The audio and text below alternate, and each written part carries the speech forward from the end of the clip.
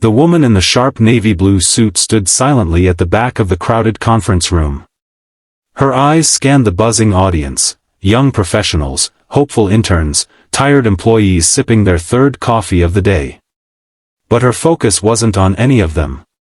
It landed softly on one girl, seated in the last row, her clothes modest, eyes bright, and back perfectly straight despite the exhaustion written on her face. The CEO's wife smiled faintly, remembering that rainy morning on the train.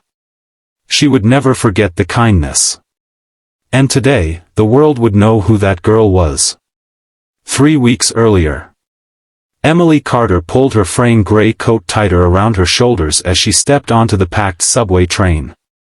Rain pelted the windows like tiny fists, and the air inside the carriage was a humid mixture of wet umbrellas, tired sighs, and the faint hum of pop music leaking from someone's headphones. It was another long morning. Emily was a junior marketing assistant at Braven Tech, a towering software corporation with strict rules, fast deadlines, and almost no room for error. At 24, she had dreams of climbing higher, but reality kept her grounded, her mother's medical bills, her little brother's school tuition, and the constant threat of eviction. Still, she showed up every day, arriving an hour early and leaving long after most lights went out. Her coworkers barely noticed her, and her boss once called her Ella for 3 months straight. But Emily never complained. That day, she was lucky to find a seat, her backpack clutched on her lap, rain dripping from her sleeves. Her eyes flicked to the time, 6:37 a.m. If the train didn't stall again, she'd be at her desk by 7:20. Just enough time to freshen up before the 8 o'clock meeting she wasn't technically invited to, but always prepared notes for. As the train jerked forward, an older man stumbled past, followed by a woman who looked far too elegant for a subway ride. Her coat was tailored, her shoes pristine, but it was her belly that drew Emily's attention, a very pregnant belly. The woman looked around, one hand supporting her back, the other clutching the silver pole. Her eyes met Emily's for a second. She didn't ask. She didn't need to. Without hesitation, Emily stood. "Please, take my seat." The woman blinked, as if surprised. "Oh, I'm okay, really."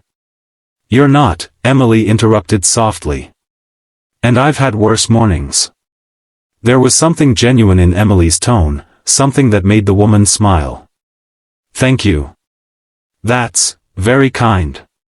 No big deal." Emily offered a shy grin and clung to the metal pole, swaying with the train's rhythm. For the next 15 minutes, they rode in silence. But the woman kept sneaking glances at Emily, at her worn-out coat, the patched sleeve, the fraying bag. Her kindness hadn't come from abundance.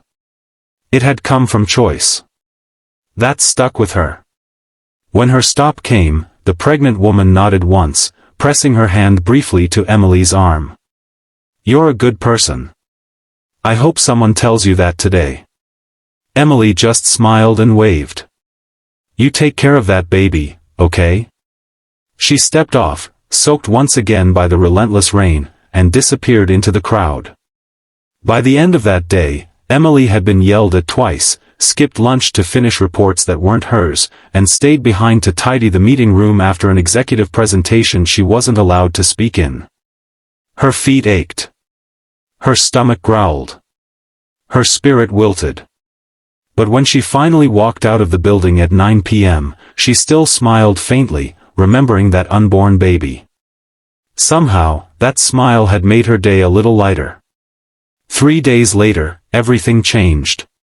The company's CEO, Richard Holloway, a man rumored to be colder than the moon, announced a sudden corporate initiative, a scholarship program for young employees showing exceptional character and work ethic. Everyone buzzed with questions. Who was it for? What had happened? Emily didn't think much of it. She returned to her desk, typed her reports, and helped another intern clean the break room. Life moved on. Until the following week, when she was called into a meeting. A senior HR manager smiled awkwardly and handed her a sealed envelope. "What is this?" Emily asked, puzzled. Just, open it. Inside was a letter, typed formally, signed by Richard Holloway himself. Dear Miss Carter. You may not know this, but small actions can cause great waves. Recently, you gave up your seat to a pregnant woman on the train. That woman is my wife. She came home that day in tears, not because she was uncomfortable, but because someone she didn't know showed her more care than most of her friends have during this pregnancy. She told me your name. She told me your face. And now, I want the world to know your heart. The letter went on to offer her a promotion, mentorship directly under one of the company's top VPs, full funding for a marketing certification of her choice, and most shockingly, a generous health grant for her mother's treatments. Emily's hands shook as she finished reading. At the next town hall, the CEO stood before hundreds of employees. His voice was calm, but firm. We often reward performance, he said. But today, we reward kindness. He gestured to the side. Emily stepped out, eyes wide, cheeks burning. The room erupted in applause. In the front row, the CEO's wife clapped the loudest, a baby bump now more visible beneath her soft dress. She didn't do it for recognition, the CEO continued. She didn't know who my wife was. She just saw someone in need and acted. That's the kind of person we need more of in this world, and in this company. Emily couldn't speak. Her throat tightened. Her eyes blurred.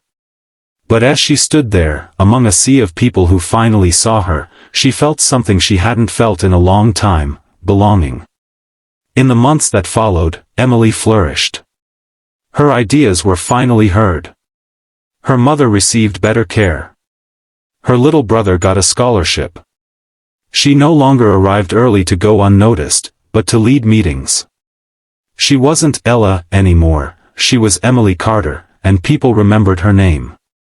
And on mornings when the train was full, and she saw someone struggling to stand, she never hesitated to offer her seat. Because she knew now, more than ever.